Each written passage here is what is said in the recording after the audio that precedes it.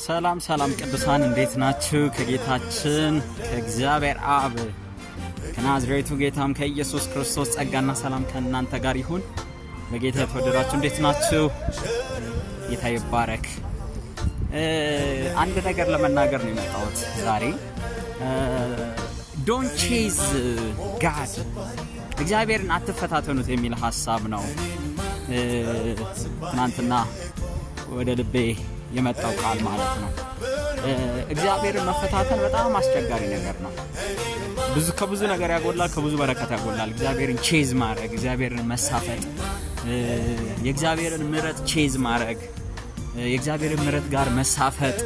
እግዚአብሔር ይቅርታው፣ ምሕረቱ፣ በጎነቱ፣ መልካምነቱ ለኛ ነው፣ ለበረከታችን ነው፣ ለድህነታችን ነው፣ ለመዳኛችን ነው፣ ከሞት ለማምለጥ ነው፣ ከዲያብሎስ እስራት ለመፈታት ነው እንጂ እግዚአብሔር እንድናሳዝነው የበለጠ በበደላችን እንድንቀጥል አይደለም። ስለዚህ don't chase the mercy of God፣ የእግዚአብሔር ምሕረት አትፈታተኑ፣ የእግዚአብሔር ምሕረት ጋር አትሳፈጡ።